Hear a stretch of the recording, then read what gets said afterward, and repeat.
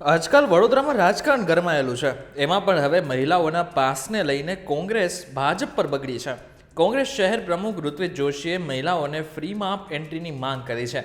તેમણે કહ્યું છે કે હમણાં જ થયેલા પૂરથી થયેલા નુકસાનમાંથી વડોદરાવાસીઓ હજુ ઉભરી નથી આવ્યા, તો મહિલાઓને ગરબા આયોજકો ફ્રીમાં એન્ટ્રી આપે તેવી કોંગ્રેસની માંગ છે. તેમણે વધુમાં એમ પણ કહ્યું છે કે કોર્પોરેશન તરફથી ₹1ના ટોકનથી આપવામાં આવેલા પ્લોટ પર મહિલાઓને ફ્રીમાં એન્ટ્રી આપવાથી ગરબા આયોજકોને કોઈ મોટું નુકસાન નહીં થાય. હવે કોંગ્રેસની માંગ પર ભાજપના શહેર પ્રમુખ ડૉક્ટર વિજય શાહ બોલ્યા છે કે આજના યુગમાં કોઈને ફ્રીમાં ગરબા રમવા માટે પ્રવેશ આપવો શક્ય જ નથી. ગરબા આયોજકોને ખૂબ ખર્ચો થતો હોય છે, તો તે બધું જ પાસ અને સ્પોન્સરશિપમાંથી નીકળતું હોય છે. ત્યારે હવે જોવાનું એ રહ્યું કે આ વિવાદમાં શું મહિલાઓને ગરબા આયોજકો ફ્રીમાં એન્ટ્રી આપે છે કે કેમ. ત્યારે આ બાબતને લઈને તમારું શું કહેવું છે? શું મહિલાઓને ફ્રીમાં એન્ટ્રી મળવી જોઈએ? એ અમને કોમેન્ટ કરીને ચોક્કસથી કહેજો.